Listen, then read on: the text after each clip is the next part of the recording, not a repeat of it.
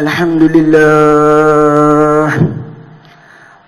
لله معيد الأعياد كثير المدد والإمداد. الحمد لله عبدا وفطر وخلق وصور وقضى وقدر، والصلاة والسلام على النبي المختار. اللهم صل وسلم على سيدنا محمد نور الأنوار وسر الأسرار وتفياق الأغيار ومفتاح باب اليسار، سيدنا وحبيبنا وشفيعنا محمد المختار وآله الأطهر وأصحابه الأخيار عدد نعم الله وإفضاله. أما بعد، فيا معاشر المسلمين اتقوا الله حق تقاته ولا تموتن إلا وأنتم مسلمون. Hadirin sidang Jumat yang dirahmati oleh Allah Subhanahu wa taala. Segala puja dan puji syukur kehadiran Allah Subhanahu wa taala yang telah memberikan kita nikmat-nikmatnya, di antaranya nikmat iman, nikmat Islam, serta nikmat siha wal afiyah, sehingga kita bisa duduk bermuajahah, duduk di tempat yang paling mulia sebagaimana disabdakan oleh Nabi Muhammad sallallahu alaihi wasallam, ahabbul bilad ilallah masajiduha. Tempat yang paling Allah Subhanahu wa taala cintai di muka bumi adalah masjid-masjidnya Allah Subhanahu wa taala. Berkumpul kita di masjidnya Allah untuk mengingat Allah Subhanahu wa taala, melaksanakan salat Jumat yang difardukan, yang diwajibkan oleh Allah Subhanahu wa taala. Salawat serta salam selalu terucapkan, selalu terlantunkan kepada Nabi yang disifatkan oleh Imam Ali bin Abi Thalib, man ra'ahu badihatan habba. Seorang Nabi apabila melihat kepada beliau maka seseorang akan gemetar karena kewibawaan yang dimiliki oleh seorang Nabi tersebut. Wa man khalatahu ma'rifatan ahabba. Seorang Nabi jikalau orang telah duduk bersama beliau, memandang wajah beliau, maka setiap orang akan jatuh cinta kepada beliau, yaitu baginda Nabi Muhammad sallallahu alaihi wasallam. Seperti biasanya Al-Fagir selaku khatib mewasiatkan khususnya kepada Al-Fagir dan umumnya kepada hadirin sidang Jumat agar selalu meningkatkan kualitas takwa kepada Allah Subhanahu wa taala, agar selalu meninggikan takwa kepada Allah Subhanahu wa taala. Takwa, Al-Imam Al-Habib Abdullah Haddad berkomentar tentang takwa. Beliau mengatakan di dalam kitabnya At-Taqwa, imtithalu awamirillah wajtinabu nawahihi. Takwa dalam artian adalah menjalankan perintah Allah Subhanahu wa taala. Allah Subhanahu wa taala perintahkan salat, lalu kita salat. Allah Subhanahu wa taala perintahkan membayar zakat, lalu kita membayar zakat. Allah Subhanahu wa taala perintahkan puasa di bulan Ramadan, lalu kita puasa di bulan Ramadan. Maka ini telah dikategorikan sebagai orang-orang yang bertakwa. Tidak sampai situ, Imamul Haddad mengatakan wajtinabu nawahihi, dan menjauhi daripada larangan-larangan Allah Subhanahu wa taala. Allah Subhanahu wa taala melarang daripada meminum khamar, lalu dijauhkan daripada meminum khamar, maka ini termasuk golongan orang-orang yang bertakwa kepada Allah Subhanahu wa taala. Satu hari Imam Ali bin Abi Thalib karramallahu wajhah bersama para rombongannya melewati satu kuburan umat muslimin. Lalu Imam Ali terdiam dan rombongan pun ikut terdiam. Imam Ali katakan, ya ahlal kubur, wahai orang-orang yang ada di kuburan, azwajukum qad zuwijat. Suami-suami kalian, istri-istri kalian yang dulu di dunia sekarang udah dinikahi oleh orang lain. Amwalukum qad gusimat. Kata Imam Ali, harta-harta kalian telah dibagikan kepada orang-orang lain. Buyutukum qad sukinat. Rumah-rumah kalian udah ditempati oleh orang lain. hadza ma aqulu lakum wa ma taquluna ilaina. Kata Imam Ali, inilah yang dapat kami orang hidup katakan kepada kalian, wahai orang yang telah meninggal. Lalu kalian orang yang meninggal ingin berkata apa kepada kami yang masih hidup? Lalu sahabat Imam Ali pun tercengang melihat pembicaraan Imam Ali dengan ahli kubur. Lalu Imam Ali katakan, andaikan saja orang yang ada di kuburan bisa berbicara, maka ia akan mengucapkan kepada kita yang masih hidup, inna khaira zadi taqwa.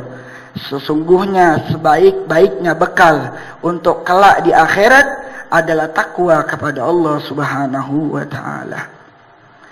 Mengingat di hari yang mulia kita berada di hari Aid, yang mana kegembiraan dianjurkan untuk seluruh umat muslimin, seluruh umat Islam dimanapun mereka berada dianjurkan untuk berbahagia. Bukan hanya untuk mereka yang mempunyai pakaian baru, bukan hanya untuk mereka yang mempunyai uang begitu banyak, akan tetapi kemuliaan hari Aid, kegembiraan di hari Aid dianjurkan, diharuskan untuk seluruh umat Islam yang ada di dunia.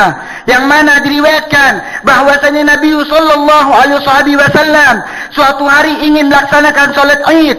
Setelah pulangnya beliau dari salat Aid, beliau melihat segerombolan anak kecil yang sedang bermain. Lalu dihampirin oleh beliau. Ternyata di pojok ada satu anak kecil yang sedang bersedih. Ditemuin oleh Rasulullah, kenapa engkau tidak ikut gembira sebagaimana teman-temanmu bergembira?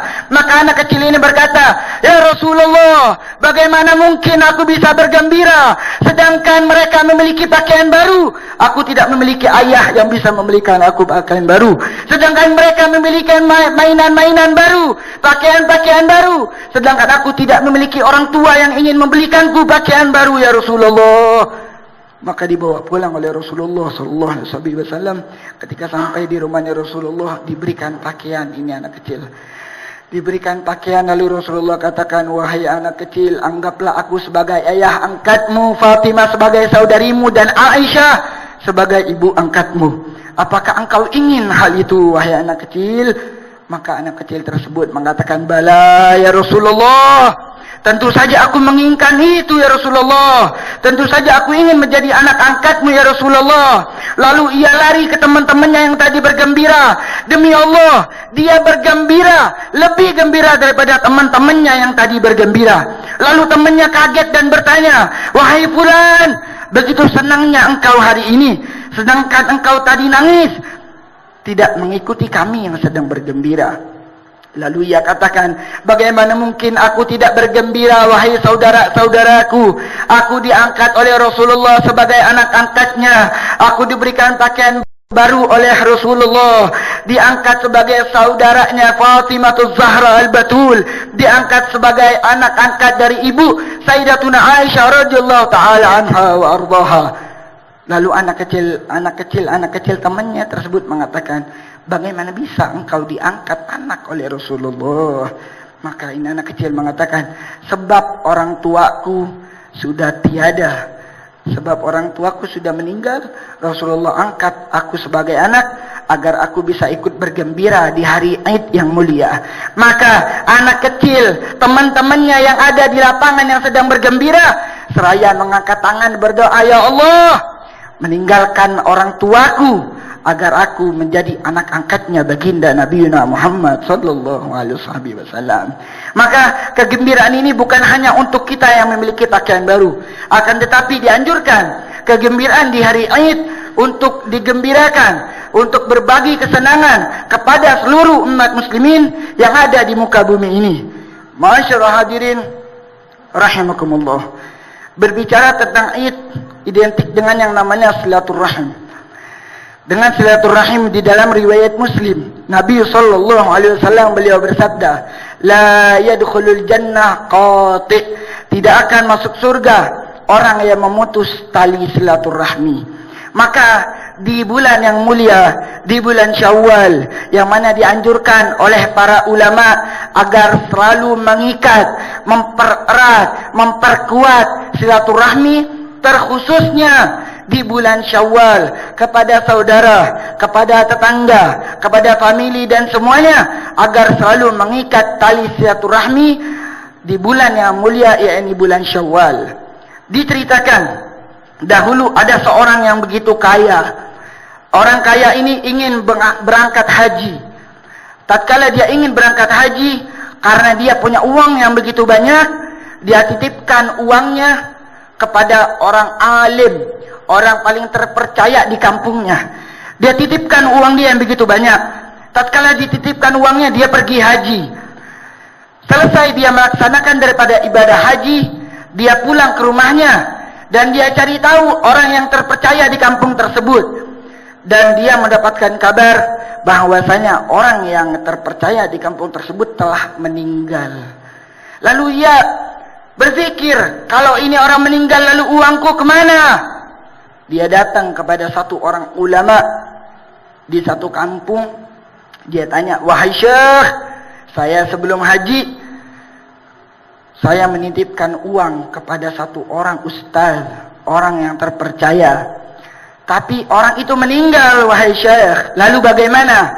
Maka syekh tersebut berkata, engkau pergi ke daerah Yaman. Di situ ada satu sumur yang apabila engkau sebut namanya, berarti dia golongan-golongan orang yang baik, golongan-golongan ahlul khair, ahlul jannah, penduduk surganya Allah Subhanahu wa taala. Maka tanyakan tentang uangmu di sumur tersebut. Lalu ini orang kaya pergi ke kota Yaman. Dia temukan sumur yang dimaksudkan oleh syekh tersebut. Lalu dia panggil si nama orang alim. Wahai alim, wahai ustaz, wahai ustaz, wahai ustaz. Sampai 3 panggilan gak ada sautan. Dia terbingung. Lalu dia balik lagi kepada syekh yang menyuruhnya ke Yaman. Dia tanya, aku telah memanggil ustaz tersebut, tapi dia tidak menyautku. Maka syekh tersebut mengatakan, lalu pergilah engkau ke daerah Maroko, daerah Maghrib. Di situ ada sumur, yang mana sumur tersebut nama-nama golongan orang-orang celaka, nama-nama golongan orang-orang ahli neraka. Lalu dia pergi ke kota Maghrib, menuju kota Maroko, dan dia dapatin sumur tersebut. Dia panggil, ya ustaz, ya ustaz, ya ustaz. Ketiga panggilan ketiga, ini ustaz menyaut, lebaik. Ada apa? Ini orang bertanya, uangku di mana wahai ustaz? Maka ustaz ini menjawab, uangmu ada di bawah bantalku. Lalu ia terheran, wahai ustaz, engkau begitu pinter, engkau begitu rajin sholat, engkau sering menghatamkan Al-Quran, engkau sholat sedangkan manusia tertidur, engkau rajin melaksanakan sholat sunnah, engkau rajin membaca Al-Quran, engkau rajin sedekah, lalu kenapa engkau digolongkan sebagai ahlu neraka? Maka ia mengatakan, wahai saudaraku, sesungguhnya aku masuk daripada golongan neraka karena aku punya saudara India. Aku tidak pernah kabar-kabaran dengan saudaraku, sehingga Allah golongkan aku sebagai orang yang memutus tali silaturahmi. Allah tidak masukkan aku ke dalam sorga, Allah pindahkan aku ke dalam nerakanya Allah Subhanahu wa ta'ala. Lalu ini ustaz meminta tolong, wahai saudaraku, tolonglah temuin saudara, bertemu dengan saudaranya, disampaikan salamnya bahwasanya ustaz telah meninggal dan ustaz meminta maaf. Setelah mendapatkan maaf dari saudaranya, si orang kaya pergi ke negara Yaman, menemui sumur-sumur orang baik, dan dia panggil, wahai ustaz. Ustaznya langsung menjawab, iya wahai saudaraku, terima kasih sebab maaf daripada saudaraku yang di India, Allah Subhanahu wa ta'ala pindahkan aku dari neraka menuju surganya Allah Subhanahu wa ta'ala.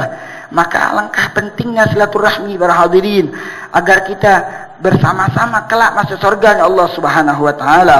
Maka ulama mengatakan, lau anna rajulan, andaikan saja ada seseorang mata wa sajada amama Ka'bah, ada orang meninggalnya bukan di Indonesia, meninggalnya sujud di depan Ka'bah. Wa mata bughdu akhihi, dia meninggal sujud di depan Ka'bah, tapi dia mempunyai musuh sehingga dia tidak bersilaturahmi. Maka apa kata ulama? La yadkhulul jannah, enggak bakal masuk surga hatta afhu min akhihi, sehingga dia mendapatkan pengampunan, pemaafan dari saudaranya. Sehingga kalau ada orang meninggal walaupun sujud di depan Kaabah, lalu dia mempunyai musuh, maka Allah tidak akan masukkan dia ke dalam surganya Allah Subhanahu wa taala. Sehingga orang yang ia musuhi memaafinya dan meridhokan dari segala hal yang dia benci terhadap saudara-saudaranya. Dengan khutbah yang singkat ini, hanya ini yang bisa Al-Fakir sampaikan. Inna ahsanal kalam kalamullahil malikil alam. Allah subhanahu wa ta'ala yaqul wa biqawlihi yahtadil muhtadun wa idza quri'al Qur'an fastami'u lahu wa ansitu la'allakum turhamun. A'udzu billahi minasy syaithanir rajim. Bismillahir rahmanir rahim. Wal 'ashr innal insana lafi khusr illa alladhina amanu wa 'amilus salihati wa tawassaw bil haqqi wa tawassaw bis sabr. Barakallahu li wa lakum fil Qur'anil azim wa nafani wa iyyakum bima fihi minal ayati wa dzikril hakim wa taqabbala minni wa minkum tilawatahu innahu huwas samiul alim. Aqulu qawli hadha wa astaghfirullahal azim li wa lakum wa lisairil muslimin fastaghfiruhu min kulli dhanb innahu huwal ghafurur rahim. Allahumma salli ala sayyidina Muhammadin wa ala ali sayyidina wa maulana Muhammad.